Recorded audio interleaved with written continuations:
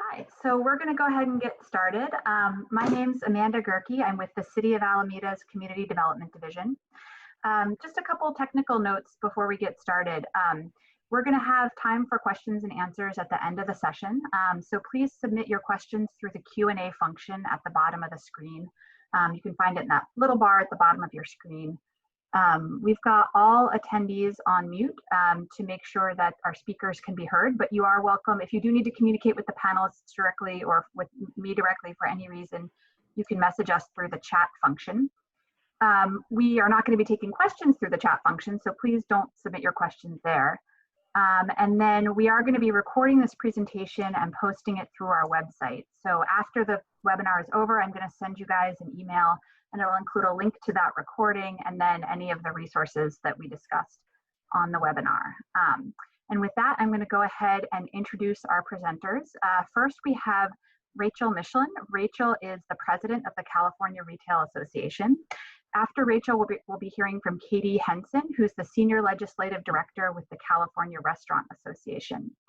After the presentation, Katie and Rachel will be here to answer any questions you might have. And I also just want to take a minute to thank Madeline Sadek with the Alameda Chamber of Commerce. She was really instrumental in helping to put this webinar together, and we really appreciate your help. So with that, I'm going to hand it over to Rachel. Well, great. Well, thank you. Thank you for having me, for the opportunity to kind of share a little bit about retail and the reopening, and kind of give you some best practices, answer any questions you may have. It's a constantly moving target. Every day it seems like something new is happening, particularly when we talk about the reopening of the economy. And so kind of to give a 30,000 view of where we're at, as many of you are probably aware, on Monday, the governor announced that all retail, in-store retail, can happen in the state of California. What we did do is kind of moved us out of stage 2. I would say we're in kind of early stage 3, dipping our toes into stage 3, particularly when it comes to retail. And what he did do is that it still is up to each county to decide how quickly they want to kind of move into the different phases. So what we saw over the weekend was some of our larger counties in Southern California, particularly Los Angeles. Well, Los Angeles was yesterday, but Orange County and Riverside and San Diego all were granted variances and were able to open in-store retail. Yesterday, it was a little bit of a surprise, I'll be honest. The county and city of Los Angeles announced that they are also opening up for in-store retail. So what does that mean exactly? And I know that in the Bay Area, particularly Alameda County and some of the surrounding areas, you all have not reached that phase yet. And so I really want to kind of provide some insight on what we've learned. You know, in the Retail and Retailers Association, we've been dealing with the issue of how to open businesses since the get-go, since a number of our members have been open for the past 10 weeks, 8 weeks, whatever we're at now. So we're able to use the best practices we've learned from them and share that with our businesses and our retailers who are opening up now. So the governor, and we worked closely with the governor's office on putting the guidelines together from the state when it comes to retail. There are a couple of things that I think are very important when you're looking at eventually opening up your stores. Number one is that there's some really great guidelines in a checklist on the governor's website. It's covid19.ca.gov that really walks you through some of the things that the State Department of Public Health is asking all businesses to do. One is that every retailer, large or small, must have a COVID-19 plan, action plan. It needs to talk about how you're dealing with safety precautions in your store, what you're doing in terms of training your employees, how are you implementing social distancing, how are you implementing contactless transactions if you can, how are you sanitizing your stores, how are you just really ensuring that we are working to stop the spread of COVID-19. In addition to that, every retail establishment, each store, so it has to be someone who works at that physical location, must have a contact person and have their number readily available should someone from either a county public health department or the state ask to speak with someone. So that's really important as well. And finally, every retail establishment needs to have a plan on how you're training your employees on COVID-19 protocols. So washing of hands, hand sanitizer, how do you use the cleaning products? What's your cleaning protocols going to be? Encouraging them and training them on how to deal with the public, ensuring social distancing. All of those types of things really need to be put in a written plan for your employees. Other things that the guidelines include from the state perspective is, while there is not a mandate on face coverings, they do encourage vendors and other folks coming into your establishment to utilize face coverings. They encourage public announcements reminding folks about social distancing. There really isn't a ton in there in terms of if it's an apparel store on closing down your fitting rooms or how you handle returns. That's been on a case-by-case basis from each retailer is doing that a bit differently. What we have found is that some of the ones that have been open for a while, they are already starting to take. For a while they weren't taking returns, now they are. Still don't see a lot of fitting rooms that are open in any retail establishments. I know some of the larger department stores, as they start opening at the beginning of June, many of them will be closing their fitting rooms, but they are allowing returns. And a lot of times they're quarantining those items in the back. For those that are kind of in boxes that are appliances or other types of things that could possibly be sanitized, they're sanitizing those and then putting them back on the floor. Other best practices that we're seeing is some retailers are choosing, instead of doing a big opening in terms of having consumers come into the store, they're doing appointments, doing kind of appointment shopping. We've been working very closely with our colleagues at the Business Properties Association when it comes to shopping malls and shopping centers. Shopping malls are under a lot of the same guidelines that retailers are under. They're at 50% capacity. Every retailer is under a 50% capacity limit.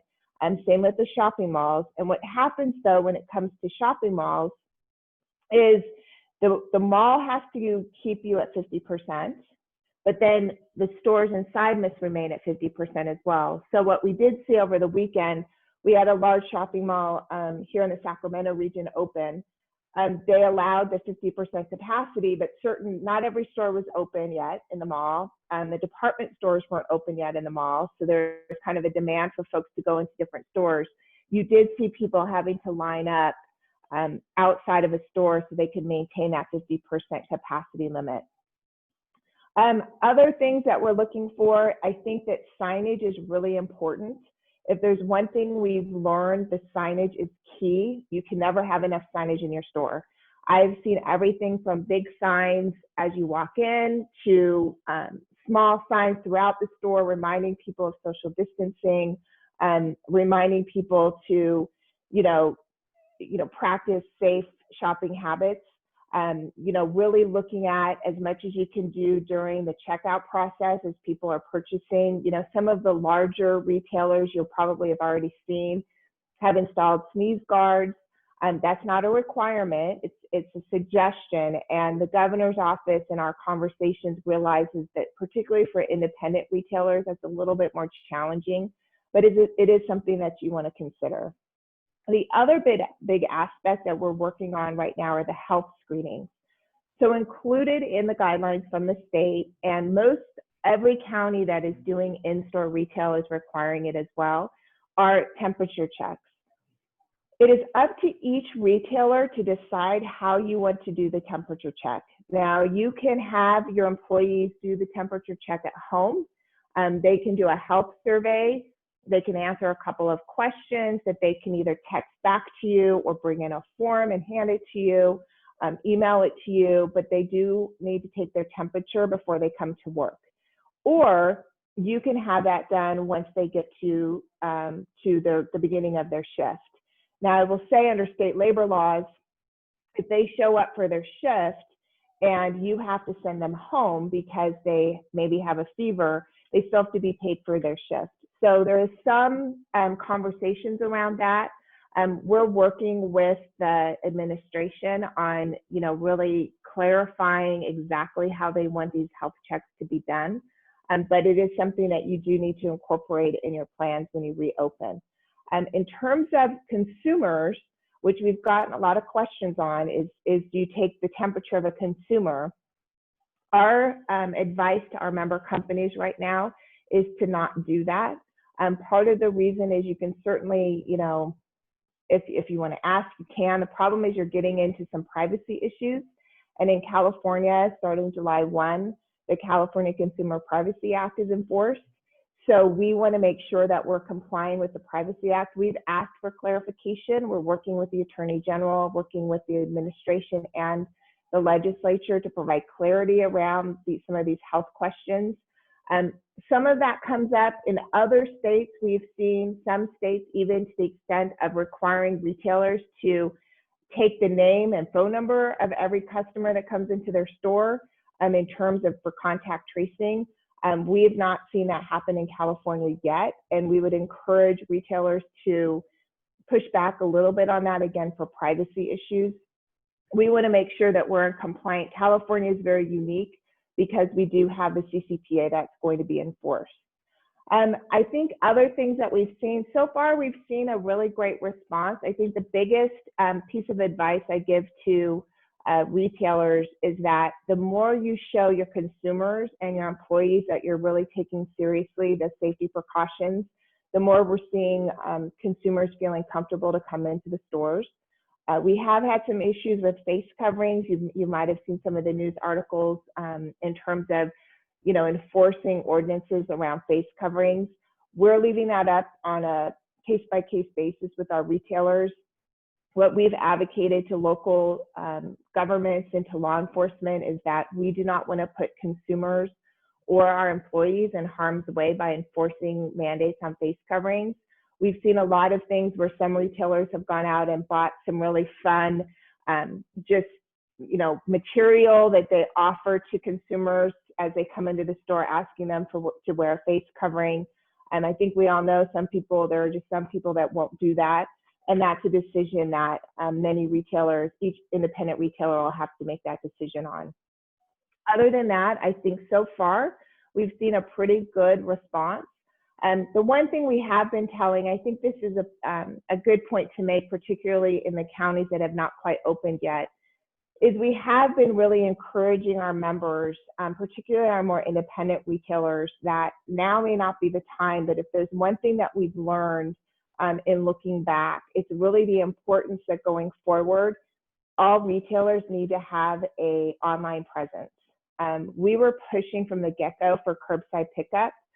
We believe that that should have always been the protocol in the state of California from the beginning, because it was an opportunity for small businesses and those retailers that were just immediately shut down to at least bring in some revenue, would have helped local governments in terms of sales tax revenue. We kind of felt, I know Katie's here, but if you're going to allow restaurants to do takeout, we should have been able to have that. The same should have applied to retail. But the challenge with that was that we also realized that not all retailers were set up to be able to do that. And I think that going forward, and I know there was a question about, there are going to be parts of the population that are not going to feel comfortable coming into a retail store. And so retailers do need to think about those folks and those populations and making sure that they can still access their store virtually. And while I know a lot of smaller retailers may not have the capital to do that, it's something that, at least from the Retailers Association, we're really looking forward to how we can work with different smaller independent retailers to make sure that you have that online presence, so that if something happens in the future, you can still remain competitive in the business market. So I think with that, I'll close, and then happy to answer any questions. So Katie has a presentation, and I'm going to help share my screen and let her and share that with you all. And then we're going to move into Q&A. So just as a reminder, folks, please put your questions in the Q&A function at the bottom of the screen. And with that, I'm going to go ahead and share my screen.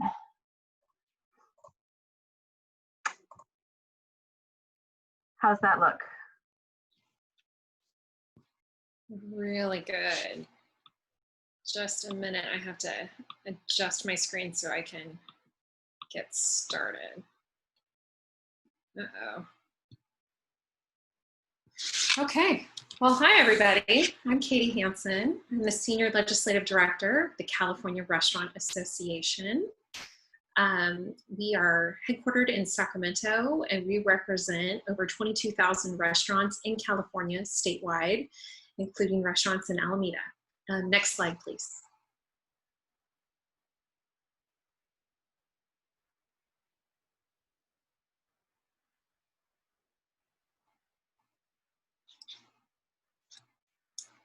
Amanda, can we go to the next slide?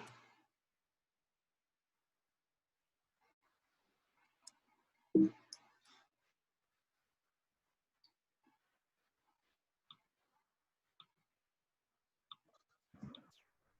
wonder if she has to log back in. It looks like she may have disappeared.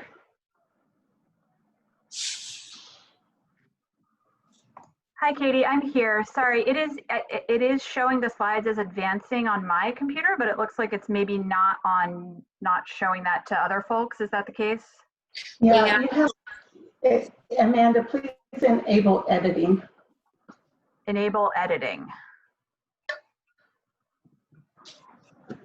I'm sorry, Lois, what do you mean by that? There's a slide view. Okay, hold on one second. I'm gonna pause the share. All right, I'm gonna stop share and try again. So let's go back to screen share, and it was in slide view, so I'm not really sure what was happening. Okay, so are you able to see the slide right now? Yes. Okay, and if I move, can you see the change? Yes. Okay, I'm gonna leave it in this form because it wasn't working when I had it in presentation mode, so. Perfect. Thank you.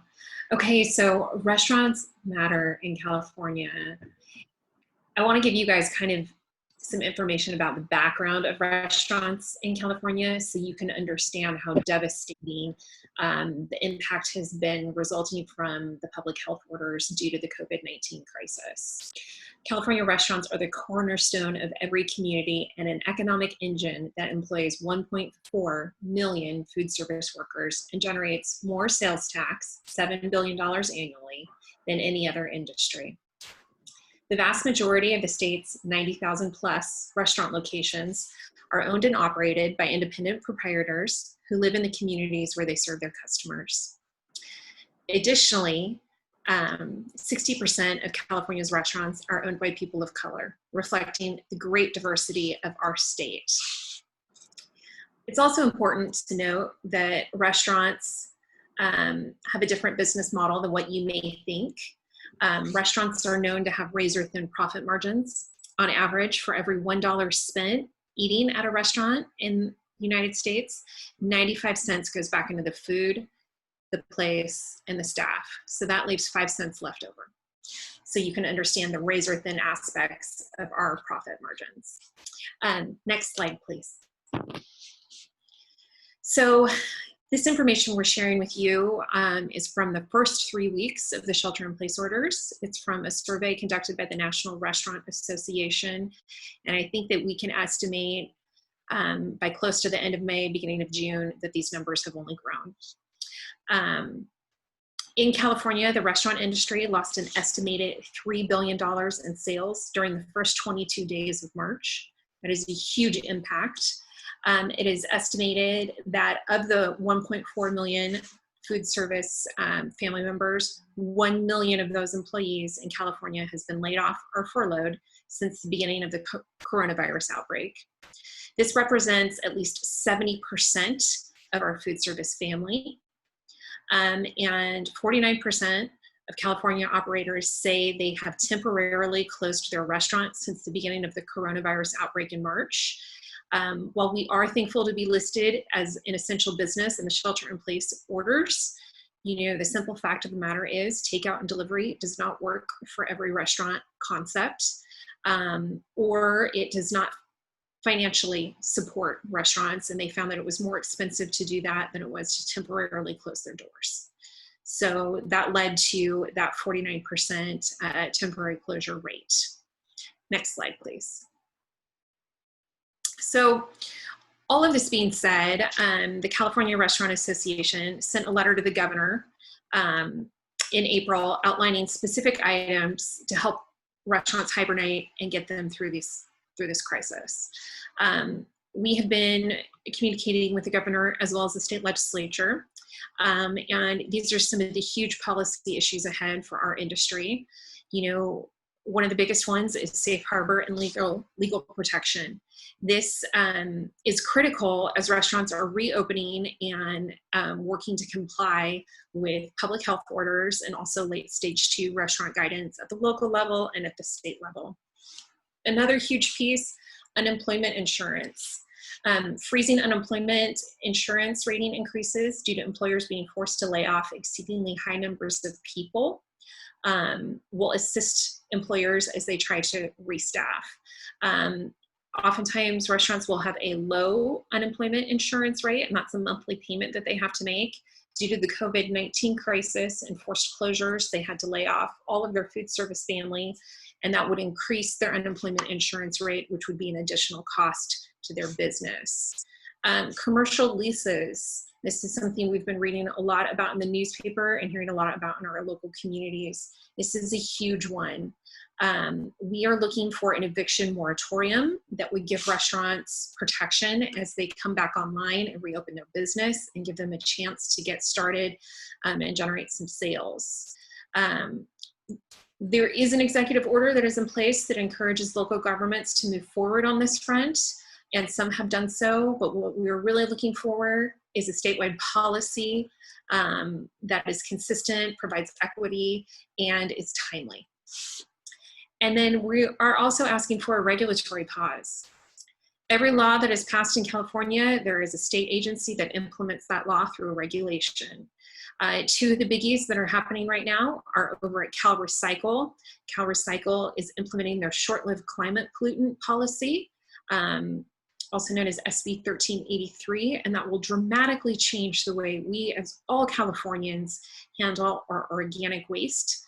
Restaurants are currently recycling organic waste, and what this will do is increase the universe of restaurants who would be required to recycle their organic waste, and also require restaurants to repurpose food. So that would mean they would have to donate any edible food that they have over to a food bank or a charitable feeding organization. Another huge issue at Cal Recycle is the implementation of SB 1335. That is a regulation that governs food facilities on state properties. So think of a food court at a CSU or a community college campus, or a restaurant that is operating on a state park, or a food truck that is parked in a parking lot at a state building. This regulation governs what kind of packaging and in-store use plates, cups, bowls, silverware that restaurant can use. 2 biggies over at Cal OSHA are an indoor heat illness regulation and then a permanent wildfire smoke protection regulation. As we head into the fall, it's typically wildfire season in California. This regulation requires restaurants to obtain N95 masks. And we all know how difficult it is in this current COVID-19 climate to obtain an N95 mask. So that is going to be problematic for our members going forward.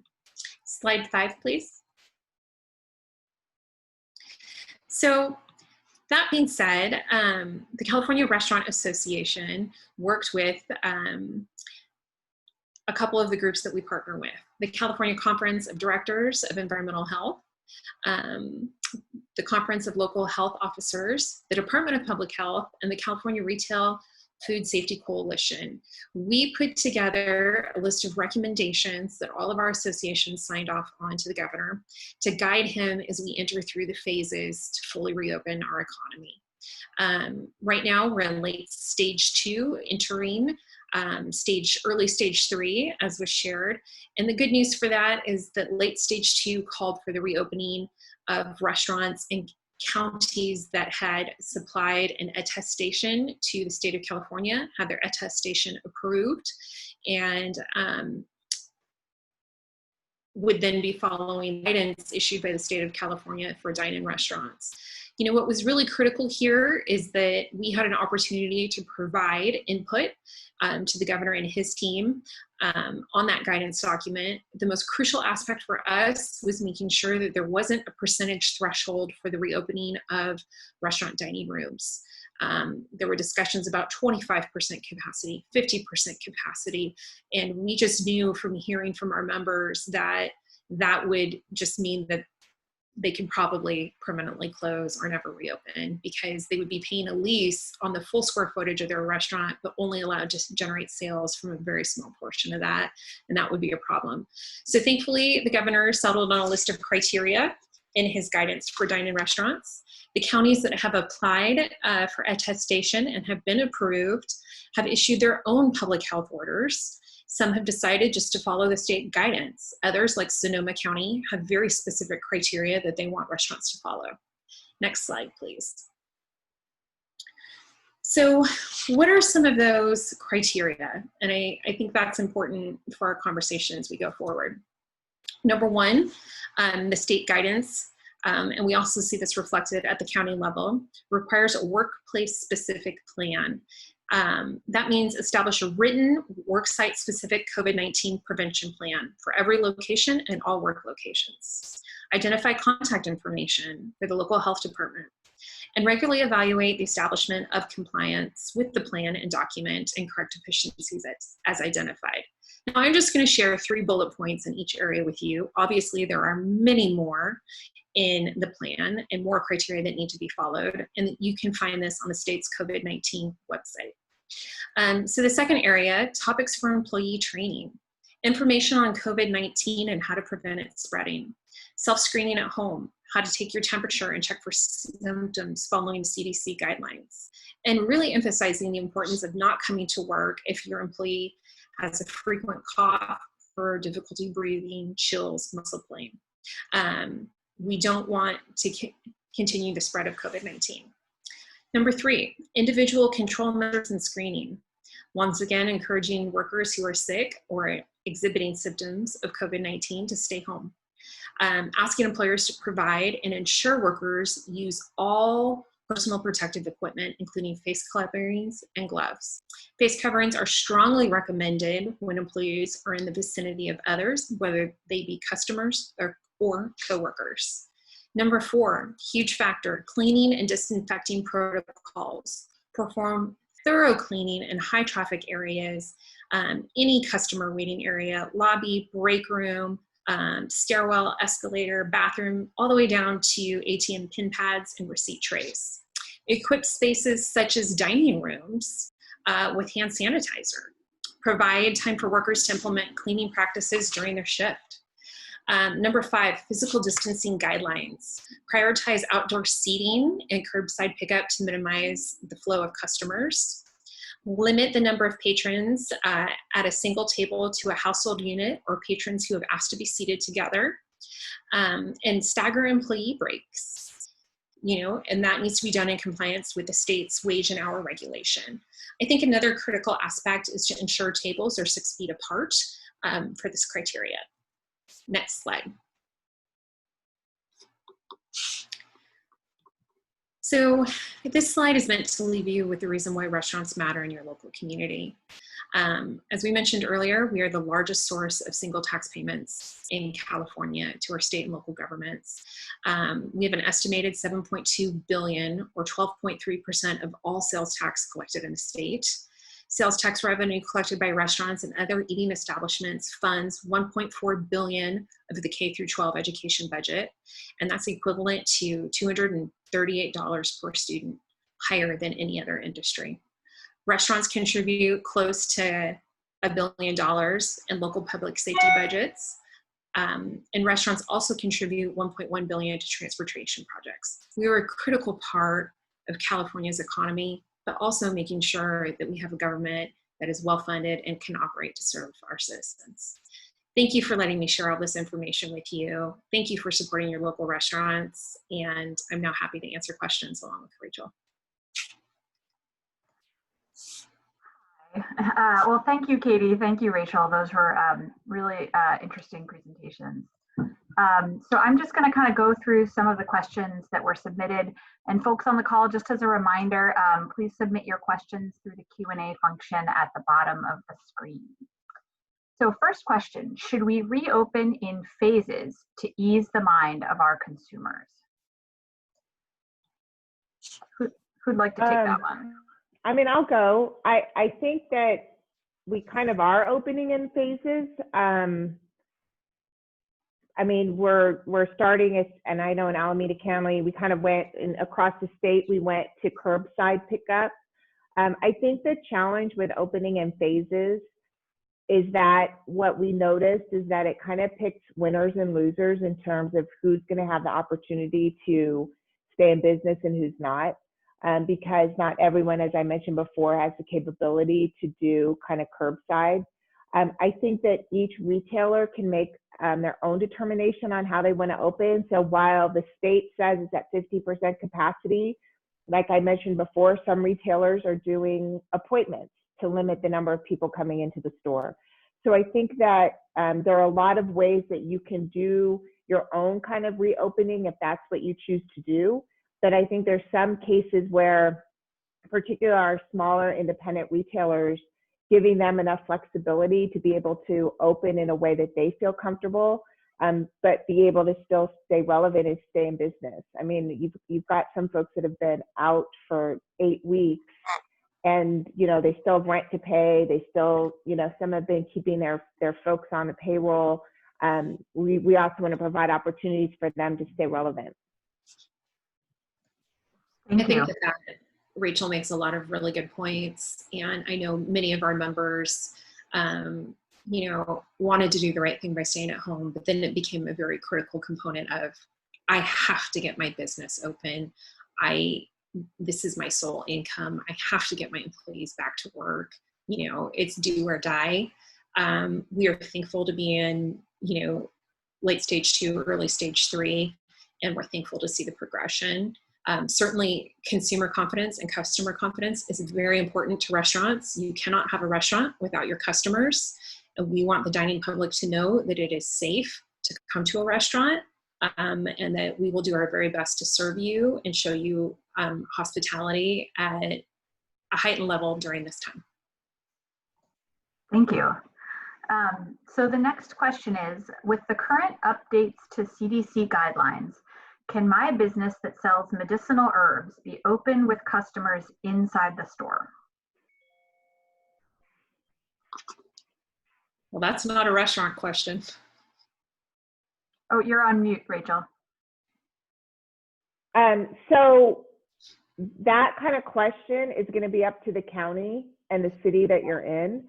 So while the CDC comes out with guidelines and the state comes out with guidelines, and it still is up to the county, and then in some cases the city in terms of the local ordinances on what you can and cannot do. So I don't know specific to that in Alameda County. You would definitely want to reach out to the county health department and see or look through some of the orders to see if that's allowable where you're at. I don't know off the top of my head, but nothing, we have the CDC guidelines, which are guidelines. You have the state, which are guidelines, but then there's still a lot of, the counties and the cities still have a lot of say in what can and cannot happen within their jurisdiction. When we send out the follow-up email to this, we can include links to our county public health orders, which will have some of that information in it. So the next question is, I would like outdoor tables outside of my shop, blocking the door if needed with 6 feet of social distance. Is this allowed in Alameda? The Alameda County order says no, but I have seen other businesses doing this. So I can just address this from the city level. This is something, we're working on our new commercial streets program, which is, working with the business districts to try to find ways to reconfigure the public space on Park Street and Webster Street to help businesses in this time. So I think this is something that I would be talking to your local business district about, so that as we're working with them to figure out what exactly this looks like, we can kind of see if how we can enable something like this to happen. I do believe our current code does also allow tables within a certain number of feet from the front of your storefront. So I can also include a link to that section of the current code. I think the most important thing, of course, is that there needs to be that 6 feet of distance that allows folks to pass by at a safe distance from the table. I don't know, Rachel or Katie, did you have anything you wanted to add to that? No. I am one of the many Alameda residents that fits the category of health compromised and will not be entering indoor retail establishments, including restaurants, until a vaccine is developed. How will city and county regulations guarantee that this group will still have equal access to all city services and private commercial services and goods? So I can just answer this really quickly from the city's perspective, and then I'd love to hear your guys' thoughts as well. So the city, since we've entered shelter in place, we have moved to providing a number of our services remotely, including building permits, business licenses, our public meetings, and actually a lot of these things we did offer before the shelter in place as well, but we really expanded our offerings. And it's my understanding that we're going to be continuing to offer those even after the shelter in place is lifted. In terms of private commercial services and goods, we have been working with our restaurants to try and promote businesses that are open and doing delivery and takeout right now. And then as part of the commercial streets program, we also are increasing the number of loading zones in our main business districts to help facilitate and enable delivery services. So with that, I don't know, Rachel or Katie, did you want to add to that? You know, I think that goes back to, you know, what I kind of mentioned before, which is that, you know, if a business is going to stay in business, they have to be able to reach all customers. And there is going to be a segment of the population that's not going to feel comfortable coming into a retail store until there is a vaccine. I think the challenge is that, and you know, I think you have to have a little bit of understanding for these particularly smaller businesses, because, you know, it was no fault of their own that they were shut down immediately. They did the right thing. Restaurants closed, retailers closed. We all were in to stop the spread of the virus. But a lot of the smaller, more independent retailers didn't have the infrastructure set up for something like curbside pickup. So I think it's going to be, you know, I've seen some jurisdictions where cities are doing kind of more parking lot sales. They're doing, again, that's something to, maybe if you have a favorite retailer that you really like, you can talk to them about doing a private appointment and coming into the store by yourself. You know, thinking outside the box and working with some of your favorite retailers on different ideas that protect consumers, protect their level of comfort going into a store, but recognizing that particularly I mean, if you're a large retailer, if you're a national brand, you have a website, you're doing curbside, you can do online sales, you can still, you know, make your products available. Our biggest concern right now too are independent and our small businesses. And we're going to have to think of new and unique ways to make sure that they can access all customers in a way that all customers feel safe. So I would just add. Oh, please go ahead, Katie. From the restaurant perspective, you know, we were thankful to be listed as essential businesses and provide takeout and delivery. And it is that specific reason why, you know, we realize that there are many Californians who are, have compromised immune systems and are, you know, part of that critical sector that we need to protect from coronavirus. Restaurants are offering some amazing deals through takeout and delivery. You can order through third-party delivery companies. You can even, you know, if you're willing, get in your car and go through a drive-through. I went through Taco Bell the other day with my kids, and it was touchless. You know, I inserted my credit card into a credit card reader, and they gave me our to-go order on a tray. I did not touch another person. I was wearing a mask. You know, the very nice person at the Taco Bell delivery window was wearing a mask. So I was really impressed with their touchless interaction. Thank you. I also want to let you all know the city is getting ready to launch a new listing for businesses in Alameda that are open during the shelter in place. So be on the lookout for an email from us with some information about how to make sure that your business is listed there. And that would be a resource for all Alamedans to find out what businesses are open and how they're providing their goods and services. So the next question, this one is about ABC rules around liquor licenses. So it says, it seems arbitrary to allow restaurants with liquor license to sell signature cocktails to go and not allow bars to establish in-house food items so they can position themselves in the same situation as restaurants. While I realize this is a state regulation, what is the city doing to advocate for our local bars to get a temporary waiver of the restriction, just as the state has granted a waiver to restaurants with general liquor licenses? Katie, do you want to, I don't know, do you guys represent bars as well, or? Yeah, I can take that one. So CRA worked, from day one, at the very beginning of March, we worked on this issue as it related to restaurants, knowing that at some point restaurants were going to have to close. We began discussions with ABC, and what materialized was a set of emergency regulations, as you mentioned, for restaurants.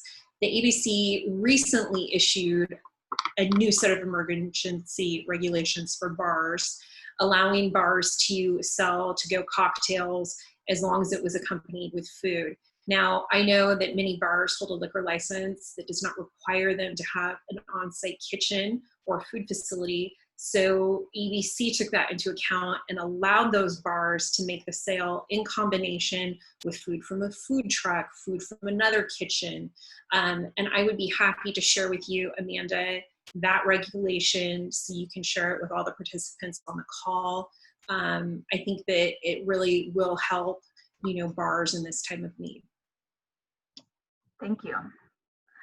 Okay, so our next question is, all right, are barriers in between tables a possibility instead of 6 feet apart, like curtains or movable walls? So the answer is in the state guidance on the COVID-19 crisis for food facilities, both of those items are listed as guidance items. The need for tables to be separated by 6 feet, also the need to include barriers or partitions. Now, I think what is really important to restaurants in Alameda will be what the county ultimately decides on in terms of their guidance and what they require. They may just require 6 feet of separation. They may require 6 feet of separation and a barrier. We kind of have to wait and see until the county updates their public health order. Thank you. So the next question is, are face coverings mandatory for essential workers or just a guidance? So once again, that also depends on the county where you are. And in some counties, yes, face coverings are essential for mandatory workers. In some counties, face coverings are essential for all customers and all employees. It just depends. You do need to check Cal OSHA though. Cal OSHA did do separate guidelines specifically for essential workers. And the Cal OSHA guidelines do require employers to make available face coverings to all their employees. So you do want to check. At some point, I have not seen it yet, but Cal OSHA was coming out with guidelines specific to general retail. I don't know exactly what that all entails, but I would, as you consider reopening, take a look at the Cal OSHA guidelines for essential retail, because there are some things in there that you want to make sure you're following, because I'm sure that the next guidance coming out of Cal OSHA will mirror that. Thank you. So the next question, is there an estimated timeline for when Alameda County is ready to allow restaurants to open for dine-in service? One thing I can say here is that Gosh, we wish it was tomorrow. We wish. Yeah. I know that we are, Alameda County, we have been trailing the state by several weeks. That's a decision that's being made by the county public health department to really protect the health and well-being of our residents and workers. Katie, I don't know if you have any information about the state guidelines on that. Well, once again, I think it depends on where the county is in terms of their numbers and how they're able to meet the state's reopening criteria. I was just reading today that unfortunately the number of deaths and new cases has increased in the county of Alameda, and that's horrible news. I know that we're all looking forward to, coming out of these shelter-in-place orders. So I'm not sure, what the county is thinking specifically, but I know that that is an important factor in their willingness to move forward. I do know that the shelter-in-place orders were extended. So we're thinking hopefully it'll be in the next couple of weeks, but it's really a day-by-day thing. Next question. What about liability? Should restaurants consider having diners sign a legal waiver to hold harmless should they develop COVID? Large venues will be doing this. Should small businesses consider this as well? I think that is something that we would want to tread very carefully on. The governor does have a workers' compensation executive order in place that states any employee who should contract COVID-19, it's going to be automatically assumed that they contracted it at their place of work, whether they did or not. That is something that is, is difficult for a restaurant. It's quite expensive, workers' compensation insurance, and it will drive the rates through the roof. I think in terms of our customers, we want to make sure that customers have that kind of confidence. And I don't think at this time we're looking so much for liability protection from our customers. I would also piggyback on that because there's a lot of conversations going on from the business community as a whole on liability. I know there are conversations both in Sacramento. I know from a retail perspective, we're also working with our partners in Washington, D.C. and our national associations to see if there's discussions about, blanket things coming out of the federal government when it comes to liability, because this issue of liability, regardless of what business you have, it's going to be a huge discussion because, what do you do? How do you prove if someone got it in your business? How do you not? You could take every precaution necessary and someone, test positive, are you opened up to liability? So it's a pretty big issue that I think the greater business community in Sacramento and Washington, D.C. Care a lot about and trying to find some kind of relief for business owners. Next question. Should we submit the Alameda County's social distancing protocol form prior to reopening being allowed, or wait until we are actually allowed to open? I would probably wait until you're approved to be open. I mean, you could certainly have everything ready. What we tell our members who are in parts of the state that have not opened yet is you can get all your ducks in a row and be ready to go and have that. What in most cases, what I've found that counties are requiring is that it's posted in your store so that people can come in and they can see it. It's going to be up to the county if they want you to actually turn it in, but I would say you probably want to wait until you're pretty close to knowing that you're going to open. I think Katie's right. My indication is probably a couple of weeks away before you see a lot of opening in some of those Bay Area counties. So, take your time to make sure you've got everything ready to go so that when you do get the go ahead, you're ready to open your doors. That's what you choose to do. Okay, next question. How are you going to help restaurants pay bills? Are there any grants? Yeah, go ahead, Katie. Oh yeah, the National Restaurant Association has a fund for employees.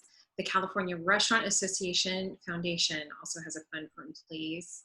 At this time, the association does not offer grants for our members or restaurants, but we have been working hard on policy issues at the state level and the local level as well as on public health orders to really, fine tune those orders and those issues to help our members reopen.